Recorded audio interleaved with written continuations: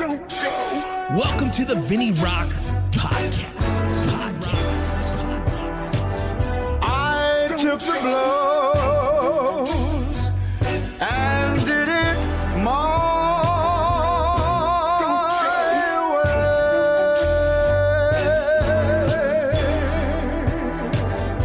way. It's time.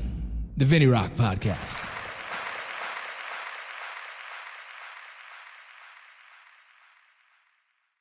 Hey, what's up, y'all? It's Vincent Vargas, obviously, with the VinnyRoc podcast. We just want to say thank you for everyone who's been supporting us and watching us, who's subscribed to our YouTube channel where you can watch the full length of our podcast. Just want to take this time to talk about several of my sponsors. You guys already know one of my main ones is Core Medical Group. I've been with Core Medical Group for about 6 years. They're outstanding. They work with a lot of the military and veterans and special operations communities all around you, the people that you are near and dear to. Core Medical Group services them. Is one of the most important things men can do for their mental health is get their blood work checked yearly. So if you guys have any questions, hit me up about Core Medical Group. But another one of my sponsors is GMR Gold and Bullion Box. GMR Gold is a company that sells precious metals, gold and silver. Currently, right now, you guys already know the trends. There's gold is through the roof right now and what the value is of it. I enjoy buying my subscription-based model with the Bullion Box, monthly subscriptions coming to my house so me and the kids can enjoy, open it up, and have some good times with it. I've obviously hit some before in the past. I'm going to hit some more in the hide some more in the future so you guys can go enjoy doing a little bit of a treasure hunt because I enjoy doing things like that for y'all. Another one of our sponsors is Modern Gun School. It is an online from your own home, learn how to be an armor. Right, this school has all the certifications you need to be an armor. You can do this at the comfort of your own home. They take the GI Bill. They take the vocational rehab benefit as well. So you guys have any questions, trust me, this is a really good company. Several of my close friends have used this and been super proud of it and super excited about it. So if you guys are interested in being armors in the comfort of your own home, please go check them out, as well as Everest.com. Everest.com is a trading post for outdoor goods. If you guys are outdoorsmen, if you guys like to camp, hunt, fish, you can find everything you need at Everest.com.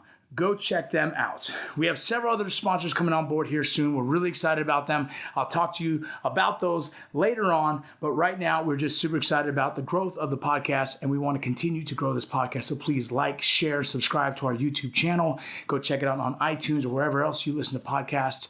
Thank you so much for being a guest or for being a fan and supporter of the VinnyRoc podcast. Take care. Welcome to the VinnyRoc podcast. This is kind of a special one. I know a lot about you, but there's a lot I don't. We were just checking out our GMR Gold subscription. He had some questions about it, and I'm currently about to drink an energy drink by Ruck Pack. Show it to all the cameras. Not sure which one my editors are going to use. The editors the other day were like, "Hey, we had trouble editing because you had a bunch of lights and stuff in the background," and I'm like, you got cameras all over. Yeah. That's your job, editor. Yeah. Do it. We'll make it work. We'll make it work.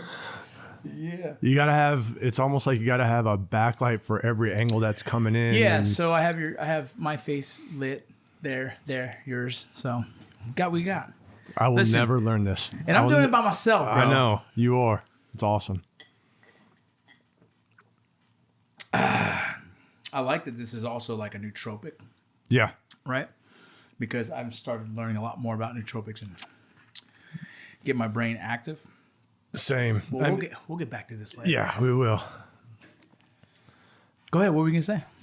That's one of the big things that from the beginning, you always have to have that point of differentiation, right? Yeah. So there are thousands of energy drinks out there. Absolutely. And you're never going to throw enough money to compete with Red Bull or something like that. So we were always looking for that one thing that was always going to be different. And we found that I can't claim that we were the first, you know what I mean? Yeah. And be able to back that up or anything. But right. I felt like we were the first that actually really gave a shit about putting the nootropics in every product that we have. How long have you guys been doing that? Company started in 2008. 2008. Yeah, we've been around for a while before Shark Tank even happened. So you guys are listening currently right now. We have my boy, Rob Dyer. Dyer.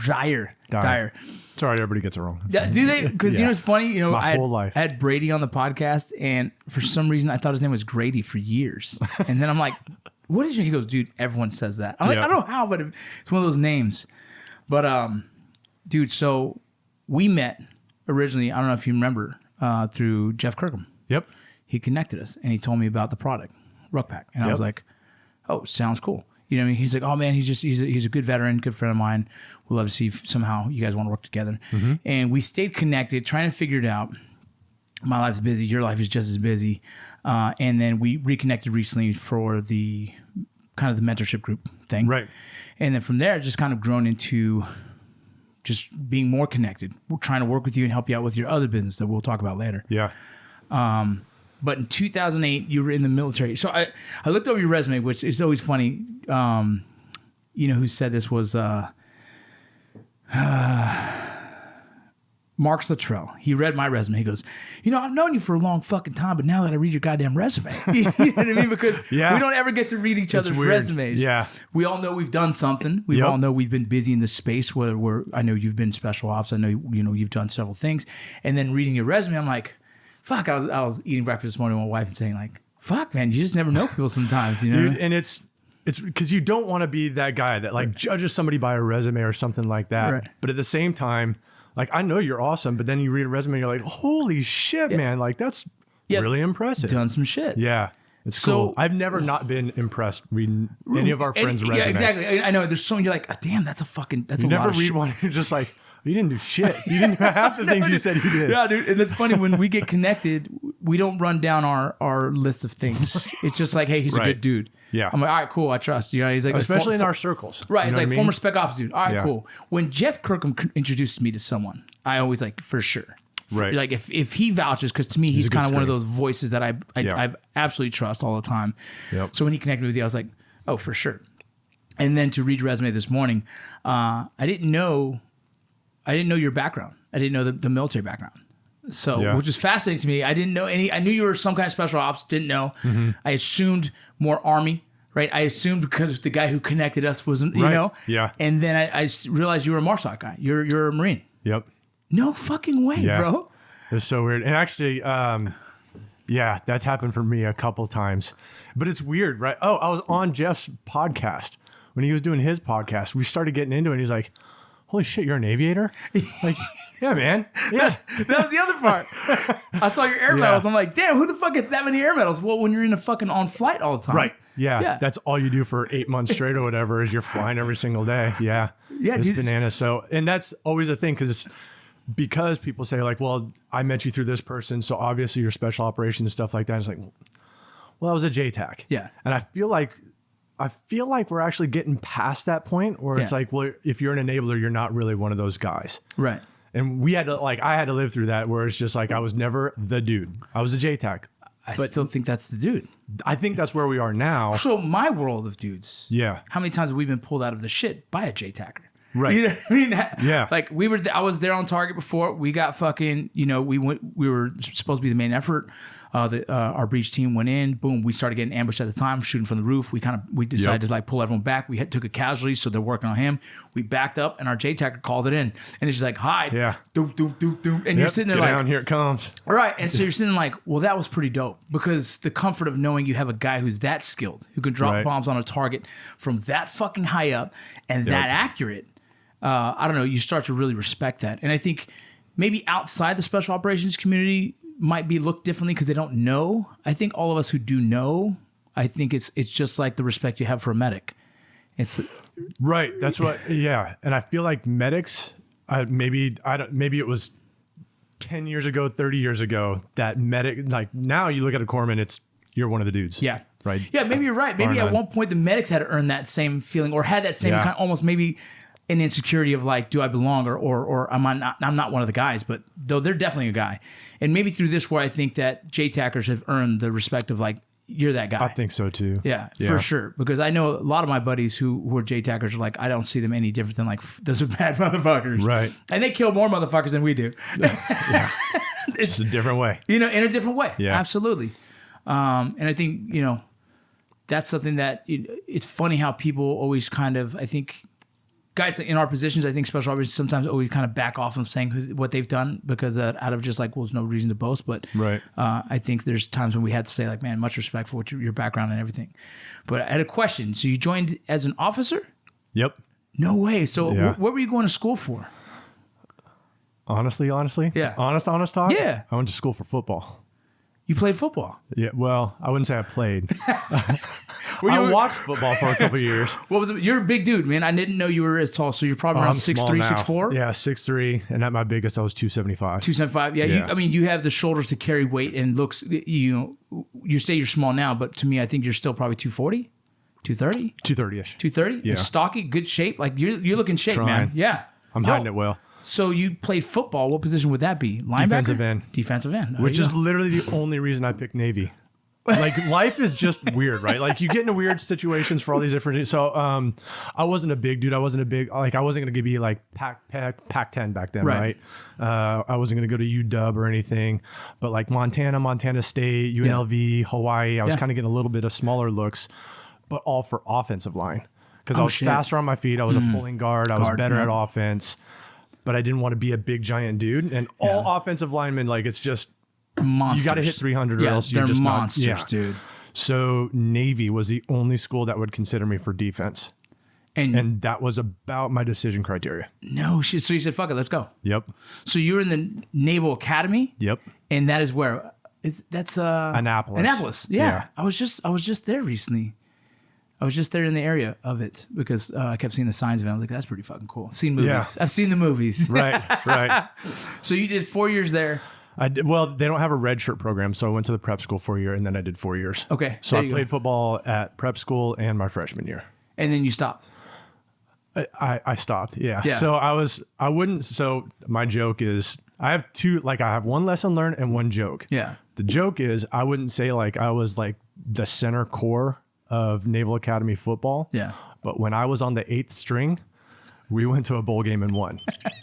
They cut me in a freshman year, and then they didn't go to another bowl game the rest of the time I was there. So you got to experience the bowl game win. Yeah. That's the lesson. That's a lesson because I grew up my whole life. I was like, oh, I want to go play college football. I want to get a bowl ring. Yeah. No shit. You need to fucking wish for 4 bowl rings because I got a bowl ring on the 8th string and then I got cut. You got to wish for 4 bowl rings and then you could actually see some time on the field. Well, that's cool though. You got to experience it. That's like a Rudy story. Rudy. It was awesome. Yeah, it was super cool. Like there's 1,000 stories that come off of that. And I think it was end of spring ball. I was at 275. And coach pulled me in the office. He said, hey, we want you to gain another 20 pounds and switch over to offense. Fuck. I was like, it's a lot of weight. Yeah. I was like, coach, I think I'm good here. He's like, well, I'm the coach and I'm telling you, you're not. You know what I mean? I was like, you're not good on defense. And I was like, okay, I'll think about it. What I was thinking, coach, is, okay, fuck it. I'm a child. You know what I think, coach? Like, who gives a fuck? So he said, you put some weight on, take the summer to think about it. And I think like literally just eating normally. Because I was at summer school every single summer. I think I had 4 weeks off total in my 4 years that I was there. That's because you struggled with the education? Oh, yeah. Yeah. Yeah, super struggling. So I was in summer school every single summer. And I think just eating normal, I dropped 30 pounds over the summer. I was like, well, that's that. That was if your body doesn't naturally carry it, if you don't, you have to force it on. If you don't use some kind of crazy supplements to keep it there, there's a lot of things. Yeah. So I switched over to rugby from there, but that's where, rugby? Yeah. But from playing rugby, that's where I met all the dudes that I ended up being friends with for the rest of my life. That's cool. Rugby's a cool sport. I was in Georgia, Fort Benning, doing a language course. This was actually the first time that the battalion decided to do a D-Lab kind of course. Yeah. And so I went to Pashtu. And it was a 6-month course there on hand. And then eventually we did like the concurrent training after that. So it's kind of a total of like 9 months of Pashtu. But those 6 months, we were kind of bored. It was 4 of us. And we're like, what the fuck are we going to do in Georgia besides drink, right? That's easy. Right. Like, let's find something more productive. Obviously. And we found the Benning, they called the Cruise-O-Matics. And so I played for them for a season, had some fun. That's awesome. Learned everything I could about fucking, rugby and all the like shoot the 2 seconds. boot and everything you can think of, dude. Yeah. So I got to experience it. It's pretty cool. And it's a cool community of dudes who like to have a good time, but also they play hard. And it was fun. It was a cool great community. And then you have these matches where in football, you crush somebody, you have to hate them. Yeah. Right? Every time in rugby, after a match, you would go and drink with the other team. It was a culture that was different. It was really a beautiful. But I liked it. It was dope. I remember showing up, drinking all night, and then going to a tournament, and everyone's just like hanging out, hey, buddy, and then you get on the field and you fucking play it out, and at the end, right back to the bar, drinking and hanging out again, and all the songs. It was a really cool environment that I never expected. Like it was hilarious when you stepped on my face halfway through. I'm like. Okay, cool. Yeah, I have a cauliflower, I think, from one dude's knee. He got, like, I did jiu-jitsu for a little bit. No, from a knee and a fucking rugby is how I got mine. Yep. Jesus. Did you ever regret walking away from football? No. Really? The way life has turned out? Yeah. I mean, I could have, when you're in it, I regretted not fucking going to University of Hawaii and playing offensive line. You know what I mean? Yeah. But look at the life that I got afterwards. Oh, for sure. I mean? Everything kind of happened for that reason. So I was a lot because of rugby. And I mean, I don't know if like nobody really ever follows it except for the dudes that are in it. But if you're an offensive lineman at the Naval Academy and you finish your senior year, like after the Army Navy game, you're on this crazy regimen. Really? Where you'll drop 50 pounds by the time you graduate and you'll be within standards and within physical standards. It's amazing. It's super cool. Because they have to get into the military, right? Right. They do a contract. Yeah. They're not going to let some 300-pound dude, like they're not going to give you a waiver just because you played Navy football. Damn, dude. So like, because I have my son and my daughter, they're playing sports now. My two older kids were high-level wrestlers and decided to walk away when they got to college. And I'm like, dude, you're taking the sport away from yourself. Like, I don't know. Like, as an athlete, the sport was taken from me because I'm an idiot and I didn't do my grades, right? Same, I academically ineligible, lost a full ride. But I've always regretted that. Like, dude, how far could I have gone? Or at least continued to play as long as I could and stay in that world of like just what I loved. And I was mad at myself. And so I guess now I kind of tell my kids, like, don't take it from yourself. Let the world take it from you. Like it'll happen, whether it's injury, whether it's just, it's done, right? No more. Yeah. And so I always think about like other athletes, like, how do you feel about like you ending it? And then at the same time, like with your kids, like, that's a tough one to be, hey, kid, here.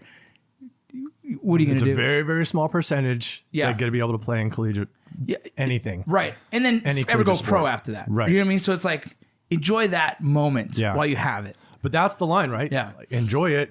Don't force it on the kids because that's what happened to my wife. She was an awesome swimmer. But by the time she got to college, she was like over it. She hated it. Yeah. So there was 0% chance that she was going to do that in college. And funny. so it's like, wrestling's like that. Open it to them. Yeah. Oh God. Yeah. Wrestling. I pushed my daughter for a couple of years. My wife said, you got to stop. I said, she's so good, man. But you're so good. How can you walk away from this? You're so good. Yeah. And then eventually I stopped. I said, all right, I'm done. I said, look, if you want to wrestle, it's up to you. If you don't, no big deal.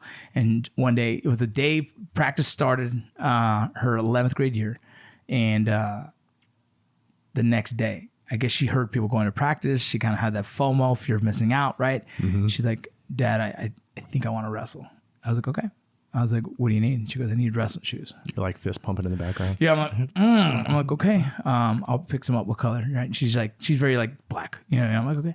So I ordered these black shoes and they're like $140. I said, look, I just spent $140, so now you can't walk away. Yeah, you got. You're fucking doing it. You're now. doing it. It was a cute thought before. Yeah. Now that I spent the money, now you have to. Right. There's the pressure. And she goes, win state title, and then next year she does it again. But the next year, that last year, her senior. No one pushed her. She was going to all the previous practices. She just was on it, and she knew she wanted to win her third state title. Like, she's a three-time state champ, right? And that was cool to watch. That I had to back off for her to realize how much she loved it, and she got her third state title, and then she goes, I'm done. I was like, okay. But now she's coming to visit a college on the 21st, and that has wrestling, and she's like, I think she got out of her system, and then sits back and goes, I still have it in me, so she might pursue wrestling again. And without us pushing her, we're like, oh, that's cool. It'd be exciting. Which... By the way, to me, that's the whole thing. Yeah. You could be off for a bit, and if you have it and you can come back and you have the chance to try it, like you said, life will take it away from you. Yeah. Just show up. And I feel like that's how we got half of our jobs in the military too. Right? Just keep showing up. At some point, you'll shit can me if you don't like me. Yeah, it'll figure or you'll itself stop out. doing the interviews or something. But I'm going to keep showing up if you're dumb enough to have me. Yeah, exactly. So when you get out, where do you go? You get your contract with the Marines directly? Yeah, so I think it varies, but it's somewhere around 16% of every graduating class select Marine Corps. So when you graduate from Annapolis, you can choose anyone you want, right? You just have to do your service to the military. Is that true how it goes? Or you can go only Marine or Navy, only Navy? Marine Corps. That's the only two you can go? I think there's like one dude that goes Air Force, one dude that transfers to the Army. But yeah, generally out of the graduating class, you're going Navy, Marine Corps. You're in the culture of it, right? Already, the culture of the Navy already. And so you went to Marine Corps. From the Marine Corps, initially you already went into aviation right off the bat. So I knew that you have selection night or whatever your senior year. So I think I knew in January, February, whenever that time frame is, that I was going to be, and I had bad eyesight. They weren't doing the PRK yet. Oh, okay. So I was going to be a backseater. Yeah. And so Marine backseaters, you're either going to do F-18s or the Prowlers, the EA-6B. That's cool. Yeah. Would you? Old jets. Yeah. What'd you end up getting into? 18s. 18s. Yep. So, How's that? Oh man, everything you think it will be.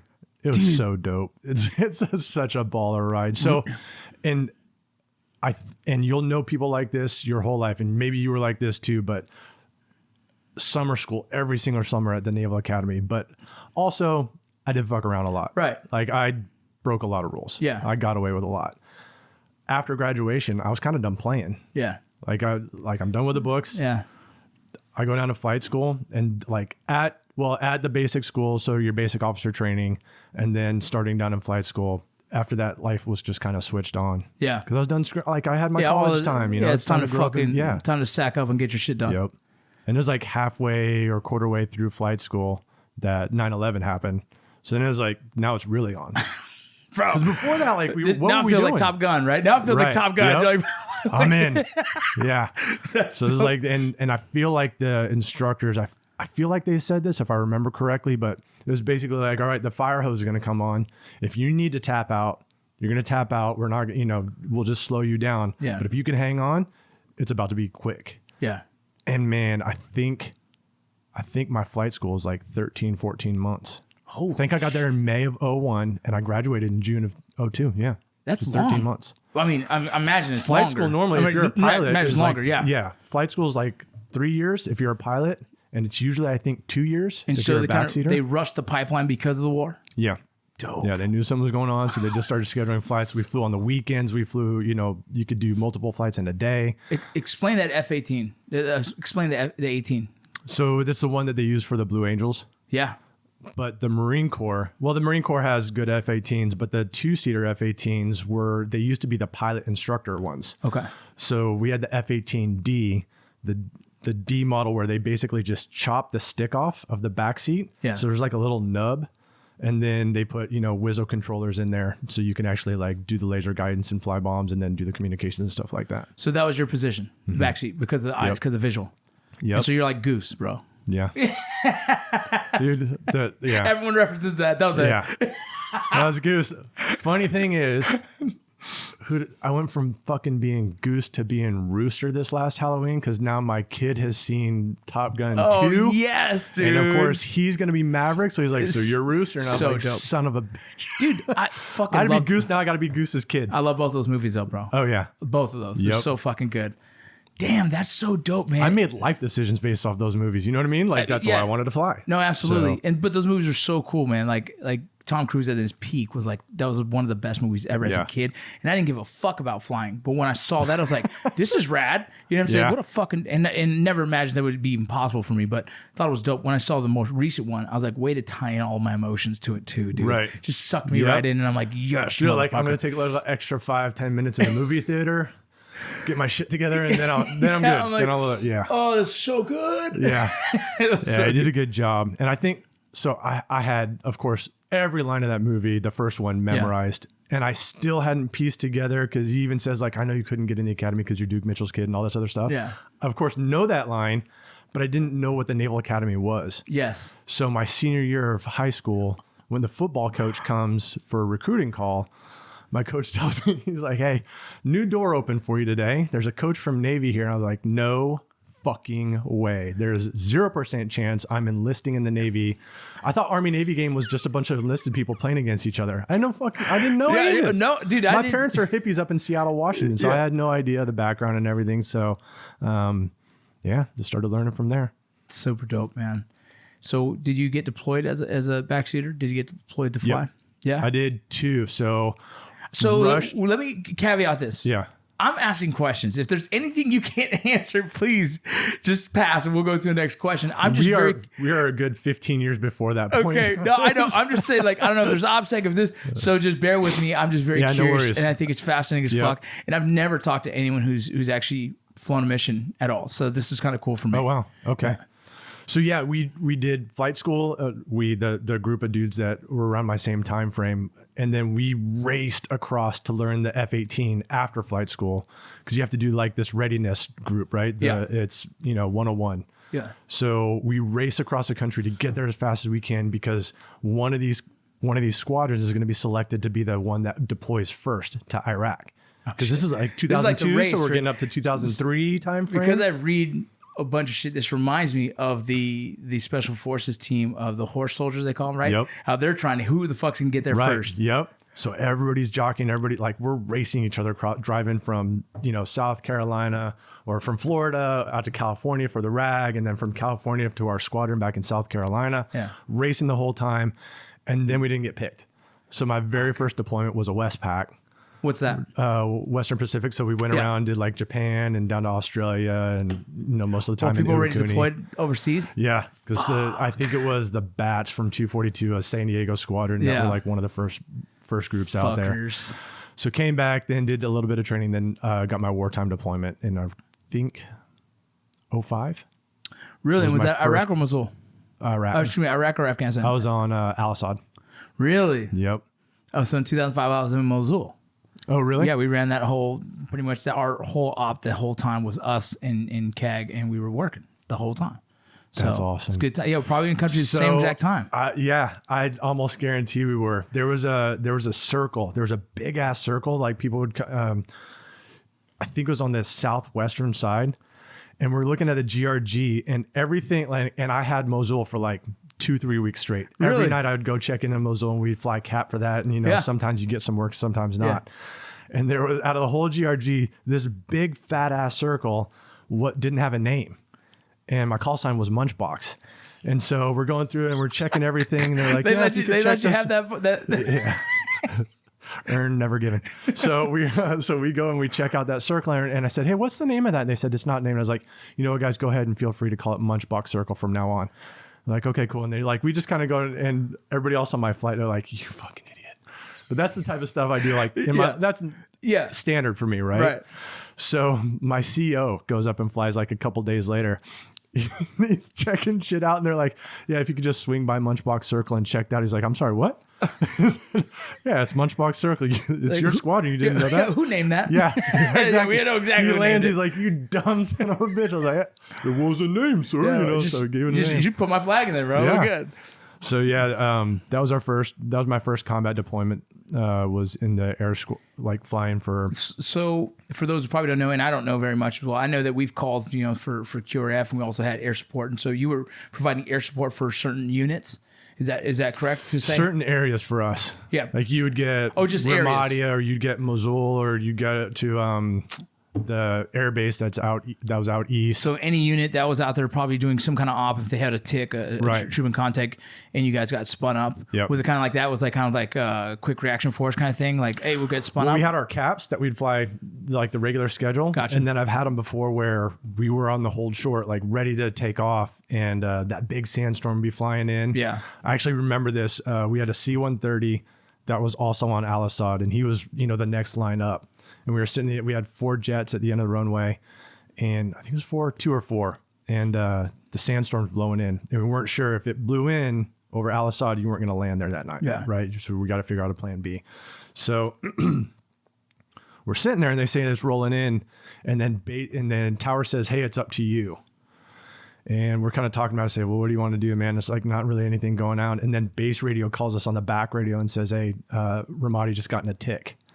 And it was one of the dopest things I ever felt in terms of comms. Yeah. Where nobody said shit after that. Yeah. It was just Hellcat 3-4 requesting takeoff, and then the C like 3-5, 3-6, 3-7 requesting takeoff, and then the C-130 right after that requesting takeoff. And like nobody said, there was no other extra comms or anything. Yeah. It's just like they're in a tick. Let's go.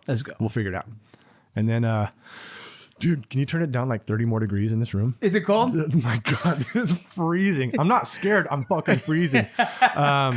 So then we took off, and then it turned out that sandstorm blew in, but there were tankers from everywhere that were up there. So that flight ended up being like 9 hours of just flying cap, and we'd support this, do a short force over here, head over here. What was the name of that?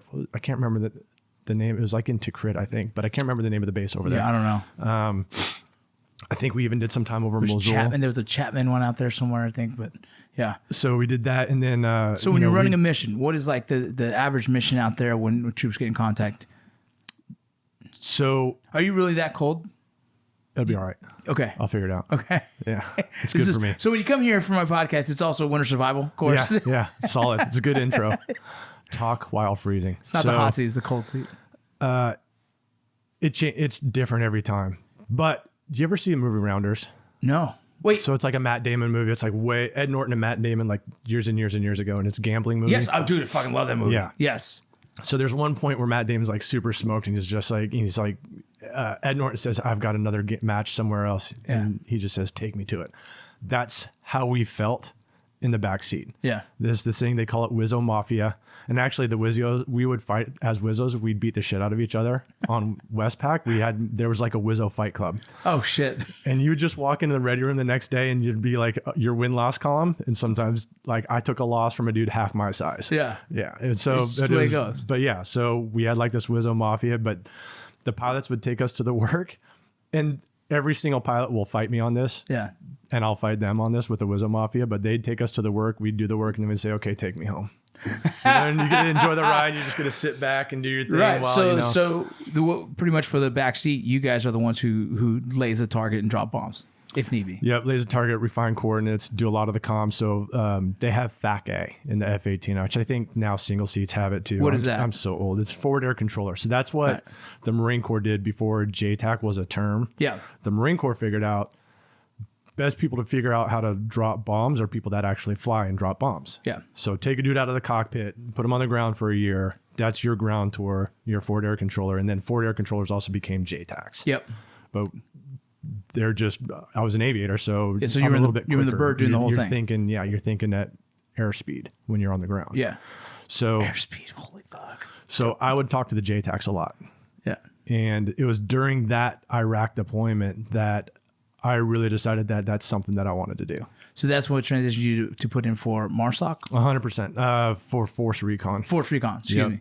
So we had two missions. I know there was a transition of Force Recon to MARSOC. I don't even know any of it really how it goes. Yeah, that's when I was there. So there were two missions in particular. One, we did one for SEALs, and we were flying over the river. I think it was Tigris. Yep. And so the SEAls were actually in the water, and they were getting ready to do it. Yeah, That's what they I don't do. know if you know that. So they're getting ready to do this hit on a house, and they had comms on, and they're whispering as they're talking to us. They're like, "Hey, this guy's getting pretty close. Can you tell us?" You know, they're doing the whispering thing. I fucking whispered back. Because I don't know that they have headphones on. And my pilot's like, "You fucking idiot. Like, you don't need to whisper back to him." I was like, "Yeah, he's real close." And I'm like such an asshole. Because they got headphones on, obviously. And they're like, yeah, you don't have to do that. That was the last one. so yeah, that was like my intro to doing high speed shit, was screwing it up entirely. Yeah. But then we did a mission for Force Recon. And it was dope. And they were on Al Assad as well. So we got to go debrief with them afterward. Oh, that's dope. So you got to meet the dude and talk to him. Yep. So I met the forward air controller. That was kind of like my daddy forward air controller. Yeah. Was a Cobra pilot. And I said, "Hey, man, I know that there's a line for this job. Yeah. Just tell me where to stand in line." Yeah. And I think I wasn't even... Actually, I know for a fact I wasn't even the first choice. Yeah. But... and I was early to leave the squadron. They want you there for like 2, 3, 4 years or something like that. I just had over 2 years in the squadron at that point. I was the third dude they called. The first dude, it was like, "Hey, for my career path, I really should stay in the squadron another 6 months." They're like, "All right, fuck you, you're out." Yeah. Second dude, he's like, "Hey, I absolutely want it. My wife's about to have a baby, and then I'm coming right." They're like, "No, dude, just stay with your family." And I was the third dude. I said, "I will start driving right now. Do not fucking give that job to anyone else." It's like a Thursday. I said I could be there on a Monday because it was from South Carolina to Pendleton. Yeah. Like, "Don't be a dumbass. You need orders." I said, "I want that job. Do not give it to anyone else." They said, "Okay, we'll call the person that does the job placement." Yeah. And I got orders. Dope. And I never went back to the cockpit. But that also means that you had to pass their selection. Do they have a selection? How's that work? Not really. No. Depends. Because you're the JTACer of that, right? Correct. So you already had the skill set they were looking for. Right. Yeah. Now you just had to run off. I didn't have to go to train with them. BRC and all that stuff, which that goes into the whole like psyche of me later on in life. But Right. So I showed up, and really, to be a good FAC, Like to get the job as being a FAC, you just had to be an awesome FAC. Yeah, you know your fucking job. Right. Right. So I showed up and I think I had a training exercise on the ground like within a month or two of me being there, a couple of weeks of me being there. Right. Really. When I got attached to BORTAC, like I was already working with BORTAC in Del Rio. Then when I went to SOG, which is like the Special Operations Group, Yeah. I'm just the medic, but obviously my only other experience outside is Rangers, right? And so the team leader's Ranger. He goes, "Hey man, we're gonna put you in the stack." And I'm like, "Okay, cool." And it's like we're doing live fire. Dope. I'm like, "Cool." Yep. And I'm sitting there like, "Oh fuck," you know, in my head I'm like, "Don't fuck this up, dog." Yeah. This is what I want, but like, don't fuck You this good with up. that? Yep, cool. Right. And then the first one we enter, they fire 2 rounds, and I didn't fire because I was like, and then I felt the overpressure and I smelled the fucking gunpowder, and I was like, oh yeah, I remember this shit. And then it was on from there. But it was just also like that moment of like, man, I haven't done this in a bit. Should I, hopefully I fucking can keep up. But Right. I mean, you're being an athlete already. You understanding your job. It's pretty much like, where the fuck do you want me to stand? Cool, let's go. Yeah. Super badass. And how many years did you do that? So I did Force Recon for, I think it was only a year and change before it changed the sign on the front door to MARSOC. Cool. Yeah. So it was actually, we were on our deployment. So I joined Force Recon, and 2 or 3 months later, I'm right back on Al-Assad again. Oh shit. So I think I was only home for 3 or 4 months before I Were was you right married back at the on. time? No. I think I was separated from my practice wife at that point already. And so go out to Force Recon. Actually, yeah, I know for a fact I was, yes. So go out on the deployment with Force Recon, and then during that deployment, at some point they said, you've become MARSOC, and you're going to be Bravo company by the time y'all get back. That's So cool. yeah, short version is that go back, and they said, hey, you want to stick around? You just finished a FAC tour. You could go back to the cockpit. Do you want to stay? And I said, yeah, absolutely. Yeah. And I just never went back to the cockpit. Yeah. You're like, that's cool though. Right? I did a FAC tour, then did another FAC tour with MARSOC, and then stayed and did a third FAC tour. I was actually getting out at like 9 years and change. My wife and I lived in Sacramento. Yeah. I had a job for Homeland Security. Yeah. For about 3 weeks. Really? Yeah. And then got a call on the phone. They said, hey, you put in an application. I put in the application in Virginia Beach and down to Bragg. And those are for two different 3-letter agencies? Yep. No. Yeah. There's just 3, they're agencies, right? Special yeah. units. Yeah. So one of them called me and said, hey, you put in a package. Do you want to come and try out? I looked around my office. Yep. Didn't even think about it. Didn't go home and talk about it. I already knew that. I said, if this came up. Listen, I'm going to be taking off for a few weeks. Yeah. And so I went home and I said, hey, got a call today. And my wife just goes, fuck. Because I had like 10 days left at terminal. Yeah. And it's also, when you're married during wartime, special operations dude, it's fucking hectic. In 4 years, I was home 11 months in Ranger Battalion. That, you know what I mean? And that checks out. Yeah. Yeah. It's just like, if you're not training, right, then, deployed, training, another, I'm taking off to like language school, Ranger school, everything you can think of. Yep. And you do it because you want to be good at your job and you want to promote fast. Right. And you want, man. So and you don't want to miss it. Fuck right? no, man. You're in the years of your life that you don't want to miss anything that is going to happen. For years, I think that was my problem. When I got out, I was just really having problems hearing about missing it and hearing about missions that I missed. Leroy Petrie was on the deployment. I left right before, and I was like, bitch. Yeah. I fucking feel like a dick. And it's not like, I don't know if I would have been in that same area. I don't know if I would have been on his team. I don't know anything. Right. But I know my unit went through that. Right. Right. And that shit bummed me out. That exact thing happened with the extortion flight that went down. Oh, fuck. There's a 0% chance that as a JTAC, I would have done anything at all to help. Mm-hmm. I have no idea if I would have even been there. I have no idea if I would have been on that trip. Yeah. You still feel like shit. Yeah. Because you weren't there. Yeah. Yeah. It's weird how it's connected loosely, but it still fucks you. Like, it's But that was like, my military career in short was I flew, but I wasn't a pilot. I was at Force Recon, but I never went to BRC. I was at MARSOC and never did OTC or the training course. Yeah. And then I spent some time at DevGru and I wasn't a SEAL. Like I hung out DevGru, with dudes. I never did anything, but I was. You were there JTAC for DevGru as well? Yep. Bro, it's still pretty dope. Yeah. So I loved it. It was fun, but I get the feeling of like the identity crisis. Yeah. Are you a grunt? I get no, that. I'm not a grunt. Dude, because you're a pilot. There's guys who No, I'm not have a that. pilot. there's guys who have that who served the military but never even went to combat. So those guys have that same feeling. Yeah. There's guys who served the military and then they were like, well, I was just a cook, right? It's that weird. And it's like, dude, but did you serve? Yes. And did you do? Fuck, dude. And you don't get to pick when you deploy. Right, exactly. So it's just really. It's so easy for me to look at those guys and be like, what are you talking about, man? You don't get to pick when you're deploying. You don't get to pick what unit you're with and stuff like that. No, by the way, you still served. So anybody that's judging you, shut the fuck up. It's this real weird thing, man. But we judge ourselves. Yeah, we punish ourselves. Yeah. So then you get the call from another agency. So now what? Yeah, so I did my time with Dev Group. Oh, so I was actually attached to him, and then our first kid was born, and he was born with only 3 chambers in his heart instead of 4. No way. And so it was the best firing I've ever had, because pretty much as soon as we got him sorted with his first operation, because he had a first open heart surgery at like 3 weeks. Damn, dude. But you can't have a job there and have that life. So hey, loved your time with us. You're out. Yeah. So then completely shifted my life and went and got my MBA, became a financial manager in the Marine Corps, and then went and taught at the Naval Academy in the economics department. Completely different life from when I started with. So you're a finance officer in the Marines. Yep. So you were still in the Marine Corps. You just shifted out of like ops and now into like admin. Right. Yeah. So I did that. How'd you like that's that? I got to retire from the Marine Corps from the Naval Academy, teaching the same courses I got a D in.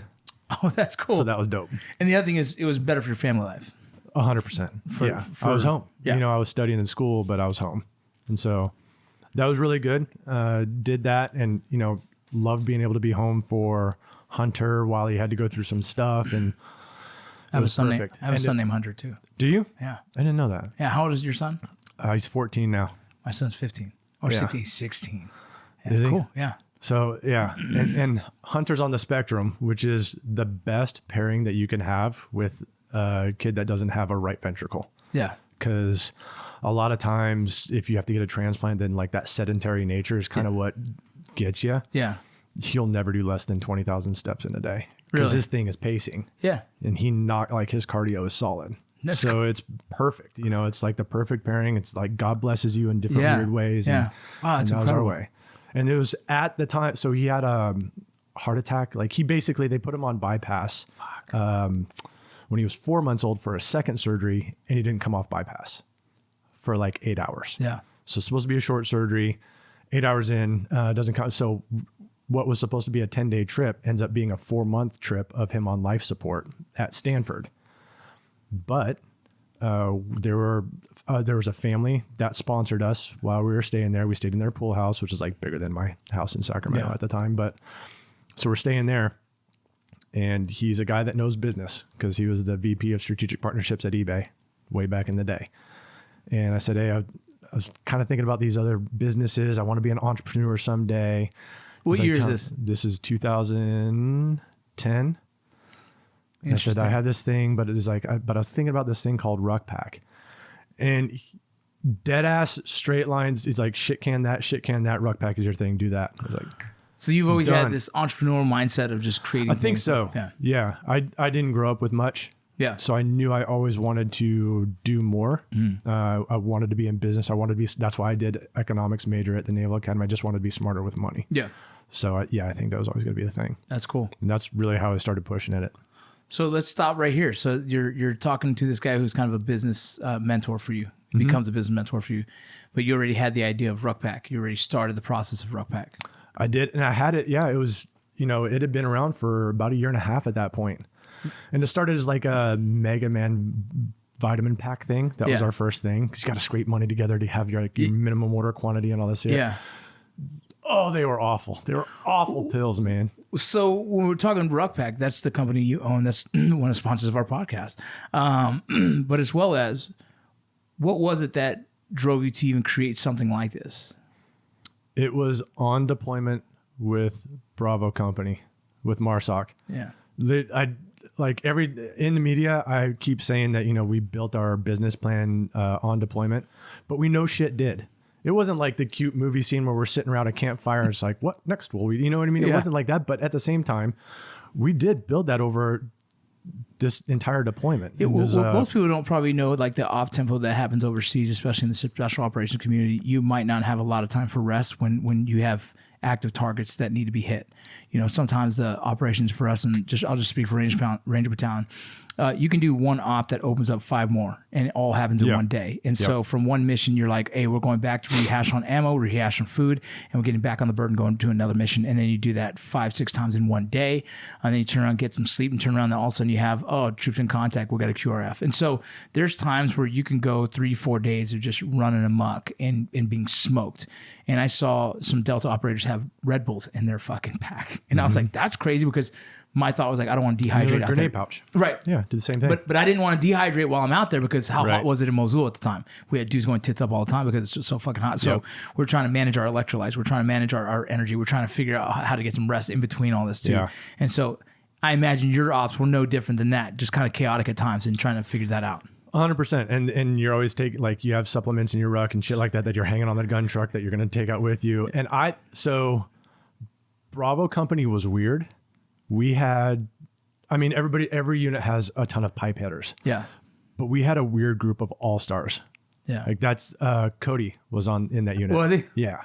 So that's the type of groups that were dudes that were there. Yeah. Right. So these aren't dudes that just kind of take whatever you throw at them. Yeah. And say, sure, life sucks, I'll just deal with it. When he's talking about Cody, he goes, listen, he's talking about Cody Alfred, which I'll get on the podcast here soon. I had him digitally before, but he's going to come in-house. But Cody Alfred, one of the youngest and fastest promoting Marines in the history of the Marine Corps, essentially. Yeah. Yeah. And not a guy that, like, he thinks through things. He's a smart dude, and that's the type of dude that you want to have a lot of brains, and we'll look at a problem and how can we make it better, and let's try it this way, and if we've got to go this way to get around some things to make it happen, we're going to do that, you know, all of that stuff. And there were a ton of guys like that in the unit. Yeah. I mean, at least a solid handful, right? So that's kind of the guidance. That's the people that I'm talking to as we're kind of formulating this thing. And so at the end, I just ended up cashing in all my savings and starting it.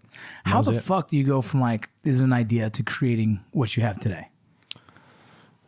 1,000 iterations. We've had so many things that either tasted like shit or just didn't have the right ingredients. And when we went to the manufacturer, that's what we knew it all. So I want vitamin C to stay healthy. I want this to stay smart. Right. I want, ginkgo biloba, all these other things. And the manufacturer's like, that's going to taste like shit. And it's going to be like a gallon if you want all these things that you're talking. How about you shut up? You tell us what you want to fix. Yeah. And then we'll do that, because that is what we wanted. We wanted something that fixed a lot of the symptoms that you get when you first deploy. And we had to have a we didn't have caffeine until like 4 or 5 years into it. Yeah. Because we wanted a non-caff shot so you don't get the shakes, and then started doing more work on the pairing of nootropics with caffeine and stuff like that. And understanding caffeine a little bit better now. But if you buy a decaf shot, it's like a half calf, right? That's not completely non-caffeinated. Decaf just means decaffeinated from full strength. So in 2008, this is an idea. Yep. And the guy you met in 2010 is kind of the mentor that helps you. Yeah.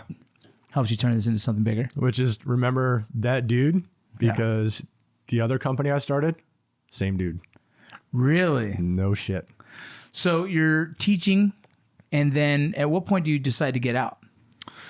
TERA, the Temporary Early Retirement Authority. There was a chance for me to retire at 15 years. And a full retirement. And so minus 2.5% per year. So I got 37.5%. Right. But a full active duty retirement. So TRICARE for the kids and everything else. Yeah. Nice. Yep. And what year was that? End of 2014. Still at 14, Ruck Pack is still going through its phases of transitioning, figuring it out, and kind of turning into this. When did it turn into exactly this right here?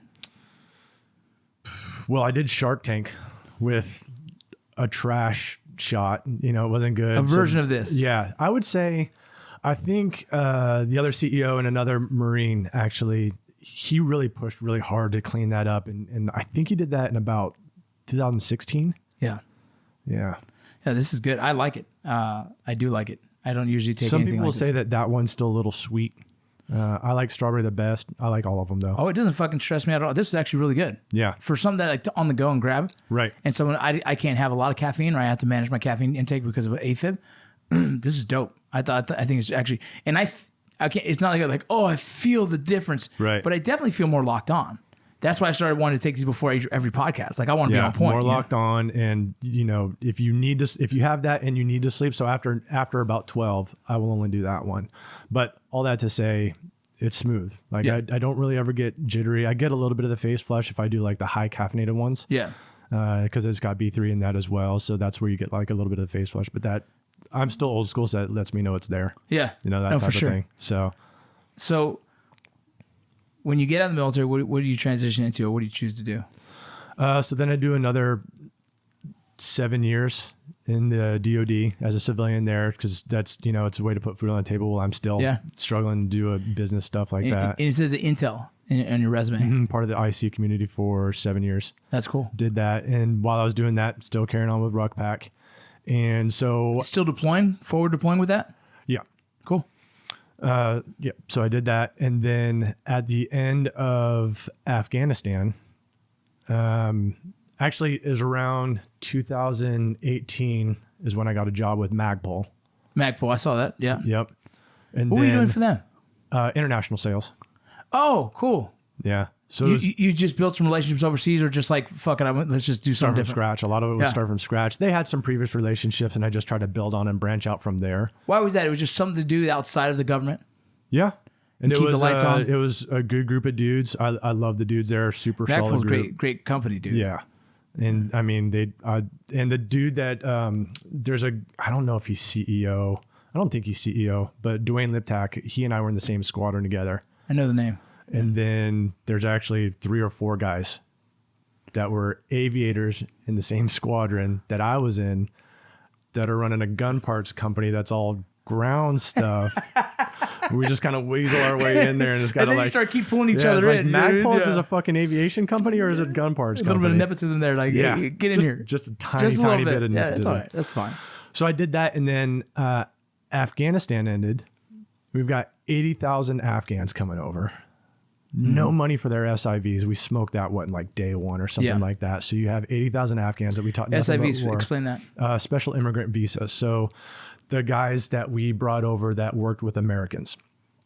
And yes, it got super sloppy at the end. We're like, you and 5 others and 10 others. Yeah, sure. Works, right? But the people that worked with us, if you worked with Americans, you could put in for a visa and you can move your entire family to the U.S. That had been happening. What visa is it again? Special Immigrant Visa, SIV. Yeah. So we'd been doing that the entire time that we were in Afghanistan. Well, let me ask something. What is it about, like, you served in America, you serve with American troops, and for me, that subject alone can be like, oh man, it's a little nerve wracking. What is it that built your trust so much, as well as your compassion to try and help them?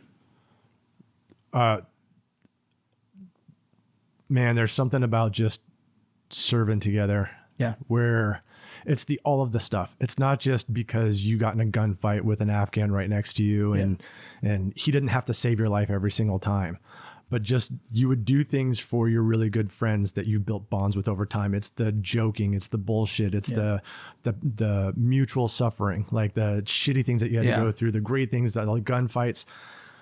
It happened with Afghans too. Yeah. Right. And, we'd be sitting there eating. I ate more Afghan food than American food when I was with them a lot of times. And a lot of the stories they tell would still be in Pashto, but it's the same stories. Yeah. That dude jerks off too much and that guy's a pain in the ass and stuff. The same stories we tell. Right. Yeah. But you build these relationships with these guys. So I think there are a lot of things that went into the soup of why I ended up making this decision. Yeah. But one of them for sure is because I loved Afghans. I loved working with them. They're such hard workers. They could do just about anything. They do anything for you or with you. I find it fascinating that, we as Rangers didn't use too many Terps. We used some, but we didn't use a lot. And we didn't really get to build too much of this strong relationship with them. So there's a disconnect in that for me a little bit, in the sense of like, I don't know, but at the same time, like I've seen a lot of cool units use them, right? I've attached to a couple of units that were using them for missions, and they're so fucking loyal to us, and I just couldn't understand, like, man, they're so loyal to us, like I don't know why, but I'm grateful for it. You know what I'm saying? Right. And so when we started talking, you were telling me about what you do now. It was like, what an interesting concept. Yeah.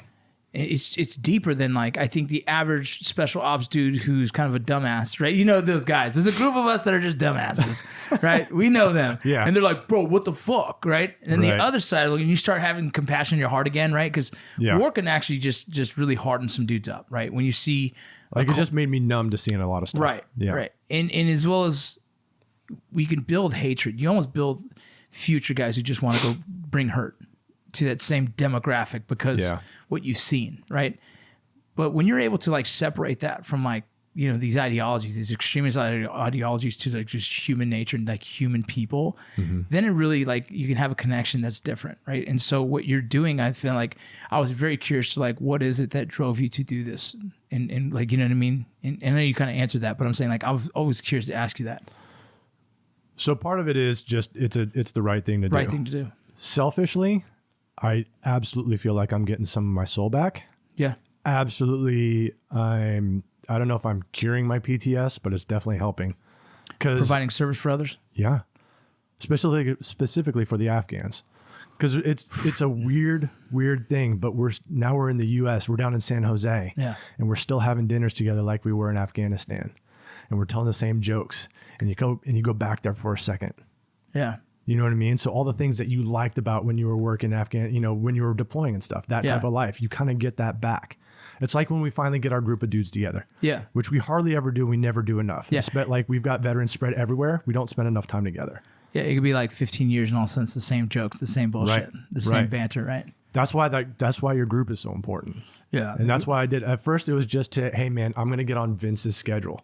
Yeah. But that's why I stayed, is because like I'm on your schedule now. You know, we're talking more, but I'm not leaving that fucking group because it's our chance to hang out with other dudes and like get that touch point again. Yeah. And sometimes we're doing homework, sometimes we're, you know, breaking things down, but most times we're just hanging out. Yeah, it's just the fact that we spend time together. Yeah. So that with the Afghans is huge. So you touched on it right now. I'm just curious, what is something like the PTS you struggle with? What are some of the hangups that you've had? So I don't have the disorder, which means like I don't sit in a restaurant with my back to the wall, making sure I face the door. I'm the dude that has my back to the door because I want it to be over quick. Yeah. That's my best way that I can kind of summarize everything. We've got a lot of dudes missing. We got a lot of, like, my college roommate from the Naval Academy just killed himself over the summer. He was a senior level 06 and like should have put on a star. So there's some things that we struggle with, and it's just I got a lot of stuff like that going on where I don't wake up with nightmares. I don't have nightmares, but I feel super guilty about a lot of shit. And it's tough to care about things a lot of times. Yeah. So I'm in that, It's kind of a disconnect. Yeah. It was just funny. That was actually, it's a completely different story, but You're fine. there was a time that Cody Alford went through a tough spot. Yeah. And I think we're better at it now. Hold on one sec. I feel like we as a community are better at it now than we were. But no bullshit. I feel like one of the good things I actually did as a friend, and I mean, Cody and I aren't super tight. Yeah. I respect him and I love him, but we don't hang out as much as I wish we did, right? But I actually heard somebody say Cody got his big break just because he said he wanted to kill himself once.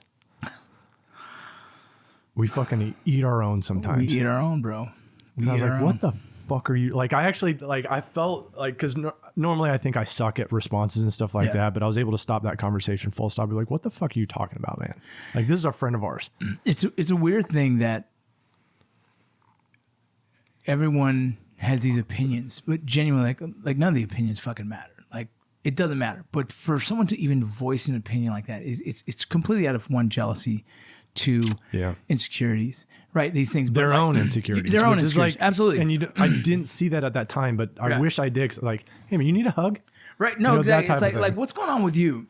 That you're looking to project that insecurity, that jealousy onto someone else, to throw in hate their direction because you're super unhappy with you. What is that? Right. And our community does it left and right.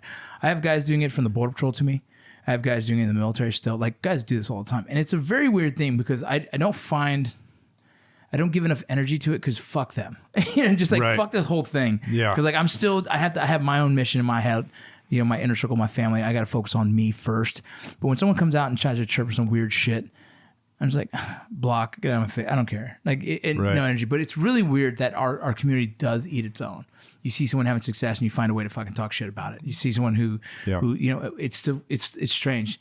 Me and Cody are pretty close. And so I sit back and watch and just see what he's doing. And I love everything he's doing. And it's awesome. His lane's not my lane, right? His lane is his. And it should be fucking his. He's going to fucking decipher his path on his own.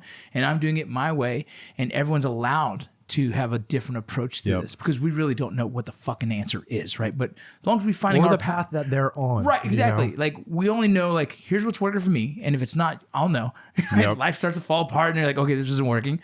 But like, all we can do is allow people to take their own path and see how it goes, and just kind of cheer them on and hope for the fucking best because we all just want. I want you to be happy. I want him to be happy, and it's this really weird thing about life is that we all manage our stresses differently. You know what I mean? What you feel guilty for, the guy to the left of you probably doesn't give two fucks about, right? You know what I'm saying? And I know for a fact that's true. Because I've said it and they're like, what the fuck are you worried about? Bro, it's weird because I too, in my own circle of friends, on the same deployments with me, they don't feel the same as I do. Yep. And I'm like, oh, well, that's a me thing then. And that's fine. Right. But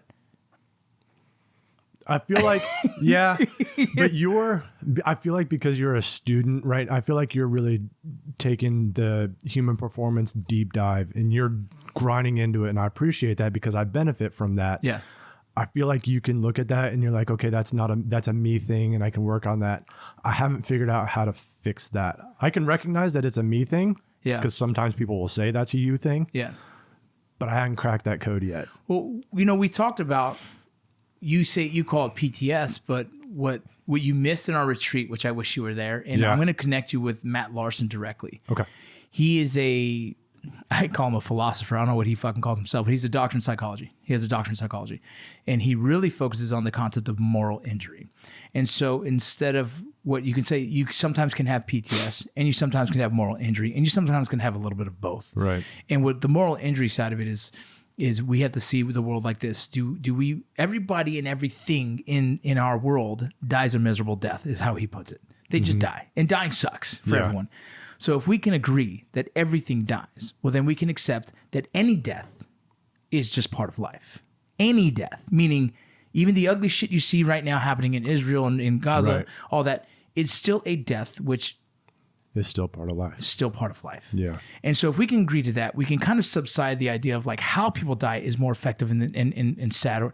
What's the reality of life? It all sucks. And so being able to, I guess, debrief that in our own head and saying acceptance of death is part of life. Yeah. And as much as I might have been a part of something that I'm not proud of, all we can do is achieve better, do better, right? And that's it. It still happened, so what now? Right. So it's like, this did happen. And so it's like, now it's time for acceptance in the sense, right? So if you go to like counselors who, like deep diving counselors and people who see traumatic shit, like rape, some of the worst thing ever. Right. Some of the counselors, like eventually we want to get into a space of acceptance. It happened. But we can move past that. Right? Because when you stay in the victim mindset, not saying it insensitively, but if you sit there and like really continue allow it to fester in you and be victim of it, there is no growth. There's no moving past that. And so if we don't move past that, we can never really live a normal life. Same exact thing as moral injury. Like, you know, there's some shit that happens overseas and I'm like, oh, that sucks. And sometimes if I think too much of it, it really bothers me. And then it's like, okay, but what can I do now? And I think it's why I transitioned to becoming a medic. You know what I mean? I told my wife, like, look, I moved into a medical because I felt like I was going to be judged by God one day. And I had to be like, well, I saved this many lives. Are we balanced? Right. Yeah, but your platoon did this. And I was like, yeah, but this. You know what I mean? And so I felt like I started going that path, which as much as it was a healthy transition, it still wasn't mentally healthy because I was still guarding. Because you're still making it a numbers game. Correct. Right. Exactly. There was an equation I was trying to fulfill. Right. I was like, I'm trying to top the fucking, the balance of this to hopefully God will see me in a better light. And that's not true either. Right. And so in the faith sense, that's not true, but also in the reality of like, I want to live a good life for myself. You know what I mean? And so to get to that point, it takes a lot of work. Yeah. Yeah, it does. And I think it's just, I think for me, I'm at the early stages of it because I just hadn't needed to address it all before. Like over this, I think around the time that I joined the group, in trying to really nail down if I actually had PTS, I'm doing all my neuropsych stuff. Turns out PTS, TBI, and a brain tumor. Yeah. So do you drink? I put the counter on my phone, but yes, it's less than 24 hours. So I'm working on it. Yeah. I'm trying to take the steps, but no, it's fine. So yeah. you still drink? Yeah. And are you planning on trying to get sober? I'm just curious. You are? Okay. So when you have post-traumatic stress. I knew we were going to talk about this too. Is that okay? Yeah, 100%. Okay. Because literally as I'm drinking, I was like, I know we're going to fucking talk about this. Look, I don't like pushing sobriety on anybody. It's not my place, dude. I know what I do for. I need to save the brain cells that I have less. Right. But as well as having a TBI on top. Yeah. And having PTS on top, the mixture of alcohol creates suicide ideation. So as much as we all probably think it at times, and it's just there festering, you allow it to land a little bit more. And so I don't want to get emotional about this because this is something in my own world that I've had really good friends who has done very similar to me and has taken their lives, and it bothered me. And as I did a deep dive and I start researching it, and I start finding all these white paper studies and explaining like, why the fuck didn't anyone tell me this? And so part of my answer to making sure that I don't do that, even though there's moments I feel very depressed and my life is pretty cool, dude, right? Everyone's like, but it doesn't matter. Inside, I'm fucking still trying to fix this, right? Yep. And I know they are, and they were too. And so the one thing I can do to change that is to remove the possible factor that might make me pull that trigger. And I don't say it lightly. I'm saying I had to remove that because I already feel a certain way at times, and I don't want to give it another excuse, because that fuck it button, us operator dudes, us dudes who say, fuck, let's go get shot in the face, do that in that sense too. I feel like I'd never heard it, the fuck it button. I'd never heard that. And I think you just said the thing for me, because I'll sit here in front of you and I'll say there's absolutely no way anybody's ever going to tell my kids that I killed myself. Yeah. You know you. I know you. We all have the fucking And also, button. like, I'm not going to have my wife wiping my ass because I'm an invalid 10 years from now because my brain's mush. Yeah. You know what I mean? Yeah. So it's like the equation doesn't balance out. Yeah. And we all have the fuck it button. If you've been willing to risk your life in combat and saying, I'm going to go through this door and I might get shot in the face, that fuck it button, yeah, you've already got the threshold of it. Right. So it's there. It's like, I don't know how far I can go. Well, you're willing to die for it. Right. Yeah. And so that fuck it button is now there. It doesn't take much for you to want to go there I'd again. rather not. Yeah. Right. See what I'm saying? So I don't allow that to even be there. Now, that doesn't mean like, look, I've been sober for almost, it's 4 years, 6 months, and I think it's 23 days. I checked it today for some weird reason. So I don't know. That doesn't mean I'd not still put myself in these positions where I'm like, oh, I feel like I'm overwhelmed and I'm not doing enough and this and that, right? So, but it's still know that I'm never going to put something in my body that allows me to get to that point too. So that's why I would say, and I'm not saying you have to be sober. I'm saying tread lightly with alcohol and be smart with it. That's all. That's why I try to tell anyone who's listening. You know, we've touched on this before in text and stuff like that too. Yeah. And I was like, hey, because I see shit. They'll say like, hey, suicide was a short-term or long-term answer to a short-term problem. Yeah. And when I hear cliche shit like that, you don't fucking know. You don't know. They don't.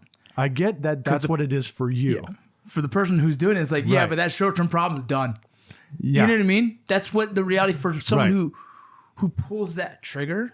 Unfortunately, they were dealing with so much internally that they wanted it off. Right. And so that comment is so like, okay, you say that. Yeah. But I know what it's like to only see red. You know what I mean? Yep. It's the thing that people say, they go like, oh man, I wish they called me. No one's fucking thinking about calling anyone. They've made a choice already. 1,000%. So that's this whole thing for me. Is like, no. Why do we create this group? Right? Let's mitigate everything in your life that potentially leads to that. That's why that's the psychology behind what we do. Yeah. It's not about like, well, let's just get to this point and then they can call me. No one fucking calls, dude. 100%. And as like literally at the funeral this summer for my college roommate, we We talked. He's a senior 06. He knows all the things that he would tell his troops about suicide. He told me he was struggling when we hadn't talked in 5-10 years. Yeah. And I just wanted to check in with him. I didn't even know he was struggling. Yeah. But we start talking.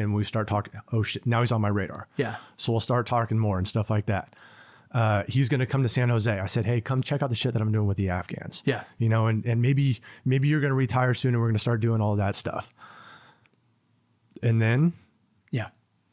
there's a chance that I don't check in as often as I should. I'm pretty sure at anyone's funeral, suicide funeral, nobody says, hey, I fucking tried too hard to help that guy. No, I know. And why would you put it on the person to call you? It's so reversed. It's so reversed. My buddy who struggled with addiction, he called me one night, and his name's Sergeant Red. Man, it was a really good friend of mine. And when I always knew he was addicted. I just was a lower rank than him, so I didn't know how to say, "Hey, dude, maybe you should stop." Yeah. And when we became civilians, I still fell into that mindset of like, I'm not gonna tell him what to do. He's kind of senior to me in my head. And he called me, and I knew he was high. Right? And he's just like, "Hey, man, Vargas, all this stuff." I was like, "Hey, Red." He's doing contracting. He's like, hey, I want you to come join contracting with me. And I thought about it, man. I was like, he had a Blackwater contract, and I was like kind of miserable on the border patrol. I was going through a divorce. It was like nothing was going. Like, fuck it, let's just go let's get to war, you know? Yeah. And then, I said, well, let's talk next week. That call never came. He ended up the next day, OD'd. And I was like mad at myself, but it's like, I was like, man, I knew he fucking was struggling. Like, I didn't know what to do. So that's just one part of another reason why I'm like, okay, we got to start finding answers, but like not the fucking answers everyone's telling us. We got to really kind of do some work on this. And so I don't know. It's just a frustrating topic. It's a frustrating fucking scene scenario for us, but we're trying to find answers for this with the group that we have.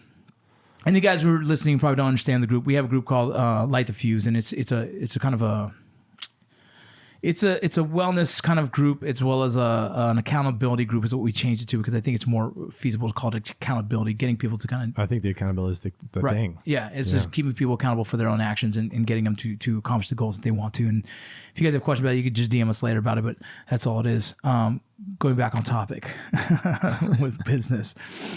Well, you got the ruck pack and you're doing the Afghani thing we keep mentioning. What exactly is that? Are you cold? Do you want me to go change the air? I can, bro. By the time you change it, it's going to take forever. It's fine. We're good. Gut it out. All right, good. So you're burning calories. That's right. So with the Afghans, created a security guard company. What's it called? Do you mind if we mention the name? Eagle Technologies Group. Eagle Technologies Group. Which it's in their wheelhouse. They've been standing on FOBs for 20 years. Yeah. They know how to hold security. So they know how to do security. And the dude that helped me start Ruckpack, 10 years later, we always kept in touch. We became friends from that. And before Hunter had his heart attack, I didn't even know him. Yeah. But we started keeping in contact since then. He called me up and he said, hey, he's doing a completely different project in San Jose. Yeah. He's literally trying to rescue San Jose. Yeah. It's a dope endeavor. He's putting his soul into this thing, right? That's cool. They're having problems with security. He says, can you just come and take a look? He's like, I know you have with your background. Can you just come and take a look at basically the downtown core? Yeah. And so I went and took a trip and I said, we could do something here. And I've got some bodies. Yeah. I've got 80,000 of them. And we just started it. We started the company. One of the very first things before we even started the company, we're walking downtown. There's like this park that has a ton of drug addicts in it. And I'm taking the Afghans through there as like a group of 3 or 4 Afghans. And I said, hey, does anybody feel uncomfortable here? And look at me and said, why? I was like, we got the group of guys. Yeah. Like this is going to work just fine. How do you keep, you had 80,000, Afghans you were able to help, right? With getting just a group, like it's just, I guess it's part of the context that you've made throughout your life and career.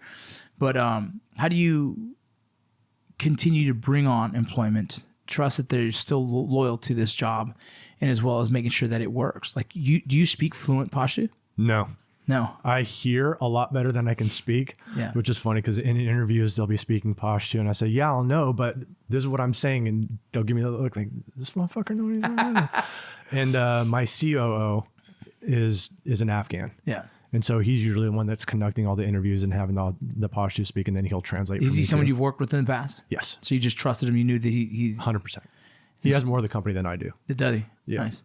So, we have, I'm saying we have there is a pool of 80,000 Afghans. I don't have shit. Yeah. But, we have 30 to 40 or 50 that we've kind of worked through that, they're employed in some respect or have come through and already cycled out. You're not going to get the perfect ones every single time. Right. That's true anywhere. Yeah. The employment field is crazy. Right. So when you bring on, you guys vet them in a whatever capacity, just like any other job would, right? You got to bring on good people. Exactly. And then they just do the security for your company. Yep. And we do everything. It's a completely different podcast just because the concept that we're employing, it's putting there's a smart city concept, right? Yeah. Where all the cameras are interlocked and everything. So you got kind of a web of the entire city. That's not a safe city. Yeah. Because people don't give a shit if they see a camera anymore. Right. Look at all the crime that still happens in front of a camera. Absolutely. But if you deploy an incident response team when something's happening 5 blocks away and you stop it from getting all the way down to your area, now you've made a smart city a safe city. Yeah. Right? And you guys have been able to And mitigate. you're doing it because you're looking at something on the screen. You know where to launch people because you're seeing them on the cameras that are all interlocked together and working together. Now, so that's a concept that's not employed anywhere. Nobody's using incident response team to go and respond to things that are happening. Yeah. If that sounds like drone footage to a handoff to a QRF, Yeah. it's in their wheelhouse. Right. They already know how to do this stuff. Crazy. So I can launch a couple dudes. They know it. They've been doing it for 20 years. Yeah. They already know what they're doing. But it's still a novel concept here in the U.S. And it's been extremely successful for you. It's there. Oh, man. I have a before and after picture. Yeah. Just to show you one of the worst places in San Jose. Yeah. Because a tram runs this, or a trolley car runs this way, and then the other one runs this way. So drug dealers get off, do their deal, hop on the other one, and head back the other way. Just a really shitty alley. Really, really bad for drug dealers. Nicest place in San Jose now, downtown. Really? I mean, San Pedro Square is really, really nice because it's always been a nice market. But there's an alley that's beautiful now because our guards are there. Like, I'm friends with homeless people in San Jose. I've never even lived in San Jose, and I know names, and I'm friends with people that are homeless in San Jose. That's pretty cool. And our guards are. And you see the way they treat people because they don't have a huge classification system in Afghanistan. So they'll treat everybody kind of the same. Right. Which, like a human, like with dignity and respect, and that engages. So it's working. Are you guys currently spread out across the nation with that? No, we need to be Slow. because that's my concept. Because selfishly, I'm helping to fix my own PTS. I want that for other vets. Nice. So I want a vet to run a city, and you're the city CEO. You take over a city. We're going to provide the backbone, the logistics. We'll do the scheduling. We'll do the operations. We'll get you the uniforms. We'll do everything. We'll help you get the contracts. But eventually, you're going to pay your managers what you want to pay them. You're going to pay yourself what you want to pay yourself. Within the we still have to pay the bills. Right. Right. You'll hire Afghans, but you're going to help your own PTS because you're working with Afghans again. You're helping getting these people meaningful jobs. Yeah. I had a guard make over $70K as a refugee his first year in the U.S. It's great. It's incredible. Yeah. There's a lot of people in the U.S. don't make that. Right. And it works. If you're willing to grind it out, it works. How can us who listen to the podcast help you grow that? There's security everywhere. Yeah. I don't know what it's like in this city. Yeah. I don't know what it's like down close to the border. Like we've been talking about before. I know there are contracts. I know I could fight for a contract. I know I could just get in front of somebody and tell them about our concept. Yeah. And win some portion of a security contract. Just get me in the front door. Let me show you what I can do over time. And then I'll win the rest of that contract too, because it's working. Yeah. Right? No, but and I don't know how to get to all those cities. I've worked in the contracting space for a long time. Guys like the North Group, I'm going to get you connected again. We got to circle back on it. It's just been busy. But anyone else who's listening right now, if you guys are part of any kind of security organization, if you guys are some kind of contracting company, I got another contact. I'll tell you right after we cut this too as well. That'll be pretty good. But reach out to me. I'll connect you with Rob, and we'll try and get that happening. We want to get more veterans employed. On top of that, with his system, it gives you a really solid job to make good money, but as well as manage a city and security. It's a really cool concept. I've been following on the back door. I still have all the connections, so I'm watching all the dialogue and everything goes across. It's pretty cool to see how everything kind of comes together. Yeah. I'm still I see it every day. Like I told you, like you're gonna see a lot of posh too. You're gonna see a lot of weird shit that happens, but because it's a company and it's just like any other thing. It's just crazy cities. But everywhere. now if you want to take a city, you're not starting from zero. Yeah. Even if you're not following it every day, you can get back into the rhythm and see how the flow goes and everything else. Because I like you being in the background on that. Yeah. Right. So that's what it would be like for anyone else. I'm never going to start anyone cold. When you're ready, we travel at the speed of right. Yeah. Right. So when you're ready, you're ready. Yeah. You know, Cool. Then we'll get you started and we'll have your back and we'll provide it, because I understand what it's like to fucking wake up some mornings and you just can't get out of bed. Right. So how can I set you up for success to start fixing that in the way that I know how? Yeah. I can't fix everything because I'm not clinical, but I know it's seemingly working for me. Providing service is so valuable that people don't get it. Like, I did that to the group, like one word that you would identify yourself with. It's one of the things one of the homework assignments, and I said, like, I'm a storyteller, but like, I provide service probably more than anything to people. You know what I mean? And I think that's helped me a lot, is trying to help others through giving them service. The one thing is I let that lead for a long time and I didn't help myself. I was kind of avoiding helping me so I can help others. Very common for a lot of us. Yeah. Yeah. And so like I had to learn to like, love me first. It's kind of like that medical side of self-aid buddy. I had to do self-aid. Did you take notes? Yeah. Cool. Yeah. I'll walk you through when you're ready, bro. I have a cool organization that I'm starting to work with as well that I want to try and send you to. It's like a 2-week, in-person clinic. Okay. That should be, it's massive for TBI. There's also a TBI clinic here that we can get you into as well. Either way, just like, let's do the work, right? Let's put the work in. But, anywhere else I can help. Ruck Pack, obviously. I want to help. And now I spent years not getting high on my own supply. Yeah. And now I have one every day. This is great. The nootropics in it, like I forget because my memory is the first thing that's going. Yeah. So I have to do everything I can to maximize my brain, which is the real reason why I started slowing down drinking. Good. It's just because the gaps are getting bigger. Yeah, and here's the thing: there's so many things that we can regenerate, like the brain with. You know what I mean? From brain clinics to just healthy eating and drinking. This is incredible stuff, and I'm excited because I want to continue to promote this on the podcast, and I hope this actually has a bump in sales and prove it. I want you guys to try this. I genuinely want you guys to try this because I don't do a lot of energy drinks for the fact of the AFib. I don't even do pre-workout anymore because like I'm afraid. Yeah. I don't want to fuck myself up, so I do like a cup of coffee and I go work out kind of thing. But this right here makes me feel really confident. I'm still going to school. I'm finishing up my master's right now in psychology, and then the next I'm gonna keep going. And so this is something I'm gonna keep on my shelf and keep here for people joining the podcast. The problem that people had with energy drinks, over a decade ago, we still have.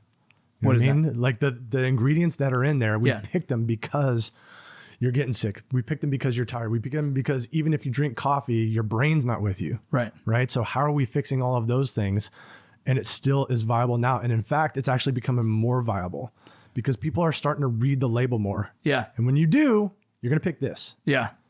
Because you're not going to take something that's trash caffeine with nothing else, ODs you on B vitamins and nothing else. Yeah. It's cool. To something that's the same price that actually helps you. I think it's genius. And I'm always like, I should have jumped on a long time ago to help you. And I was just so busy. I was like, oh, that sounds like a good idea. But you know what? I was so concerned with my own heart. And we didn't even have a conversation about it. And so when we did, I was like, all right, I'll try it. Because I was like, oh, my heart, I'm not going to fuck with energy shit. Well, this is different. This actually, so I've taken this 3 times now. Okay. No feel at all when it comes to like change of mood in a sense, or also heart palpitations. Normally right away. If I have a tall glass of coffee, like if I get a cold brew at Starbucks, which is a higher caffeine level, I think it's somewhere in the 350 milligrams, if not more, that motherfucker makes me feel it. I feel a palpitation. I'm like, dude, I got to drink more water today or else I'm going to be fucked. This, I don't feel no difference. So if there's any kind of issue, AFib or anything, Ruck Pack, I'm telling you right now, you won't feel it. But what I do feel is seriously more locked on. So I'm writing another book right now. It's a whole different Are task. you? I'm so proud of you, man. That's awesome. I'm a psychopath that just like has to vomit this shit on page rolls. It fucks here, right? You know what I mean? Yeah. Like I've learned that it helps me, and so I've been writing a lot more. But this has been actually very, very helpful for me. So I'm excited about that, man. Well, and so there's I don't know what your timeline looks like, but I don't want to say like the OGs, but 10 years ago when we were doing vetrepreneur stuff, there weren't a lot of them out there. Yeah. And now I think it's really fucking cool to see the veteran influencers that are in the game now. Yeah. The young bucks that are getting out there. Yeah. And it's I'm sure you've seen stuff out there. Bro, we started this thing.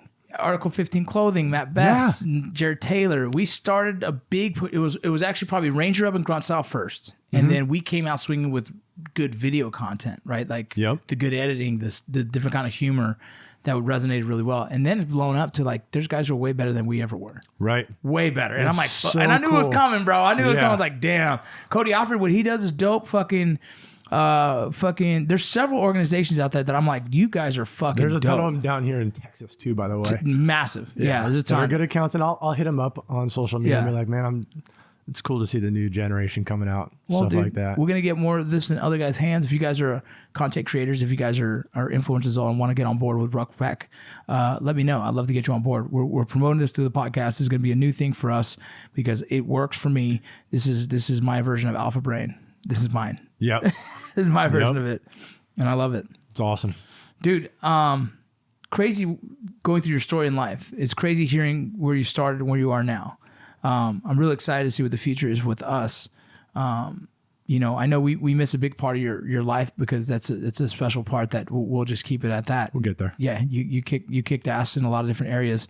It's really fascinating to me to hear that idea of like you weren't ever a pilot, you weren't ever. I think that's fascinating, and I find that to be a really important part of your story that I don't think even you realize. That's special, dude. It's special, and I think when you tell that story to a lot of people, That is correct. I do not realize it. you don't. Saying it's special. It's the opposite of that. You don't, because there's a lot of people in this world that probably feel like they didn't quite fit in. Yeah. And they feel like maybe they are, not much to talk about. But I think when people listen to this podcast, it's going to be very impressive to know what you've done, but not even that, but that your story is a beacon for a lot of people who just don't feel like they ever did this or did that. Bro, I will make you a promise right now. If that actually ends up happening, then I'll understand. I promise you, dude. Then I'll actually understand. Your story needs to be told, and I think you need to start writing it because everyone talks about like these outliers who are the top, these Cody Alfreds. Right. Valuable dude. Yeah. Incredible. What he's done in the military will always be kind of the historic facts. Right. But there's guys like you who've touched a lot of people, who've done a lot of work and don't want to acknowledge it for whatever reasons, but as well as that I think is super impactful for other people to hear that story. Like your story is fucking dope, dude. And I don't invite a lot of people to tell it, right? I don't invite a lot of military guys on my podcast because I feel like we've heard all those stories. Yeah. But your stories to me is very different. And we didn't even touch on a lot of it, and we dabble on it because it gets more weird. It does. It does. And when people get to meet you, they'll learn that. Yeah. And there's no reason to even share it. I'm saying the point is that as much as you feel that you've never done this or you've never done that, to me, I think all those teams see it quite different. I think those guys who are in flight with you see you as different. You are their goose, which is valuable, right? Right. And the guys on the ground, you are their brother. You know what I mean? Yeah. And I think you should start acknowledging that. I think I'll work on it. You really are an impressive dude. All right. I also wouldn't invite you to my fucking podcast. No, yeah, that's valid. That's super valid. Yeah. Hey, please Awesome. hit all your websites. Tell the camera exactly where to go get your stuff. If you want them to look at your security company, whatever you want. Yeah, absolutely. Go to ruckpack.com and eagletechnologies.org. Pretty soon, you're going to be able to go to one or the other because this year, like we're going to wrap the whole story together. Beautiful. I think you should. So I'll love to help how RuckPack is even involved with Afghans and how that timeline all works out. That needs to get wrapped up. Because I have a documentary guy that I'm going to try and connect you with. Okay. That I think we could probably make a short doc and explain that. And I think you should. But yeah, ruckpack.com. You guys go check it out. Ruckpack.com started in combat. This is it. They created this, the idea of this in combat. What you have today is a very clean energy source, nootropic. It's an awesome drink, man. It's an awesome shot, and I love it. It is. So thank you. It's awesome. And then if you guys are in the security space and you're looking for some support, if you're looking for maybe the next venture, if you are just a veteran who wants to support his mission in bringing Afghans and doing security in a very successful security company, you guys hit me up. We can connect those dots for you as well. 100%. If you guys have questions about the men's group that we're a part of, please hit us up. We'll do that as well. We're going to have a retreat here in April. You better be there. Yeah. Because or else you're going to miss out again. Yeah. I know I'm you're going. busy. You guys don't forget our sponsors, man. We have Ruckpack. Go check them out, ruckpack.com. We have Everest.com as well. If you're an outdoorsman, if you like to do things in the outdoors like hunting, camping, whatever the hell, even shooting, go check out Everest.com. It is a hub for businesses that sell different items that you would use. If you guys know GMR Gold, we opened one today earlier. You had to check it out.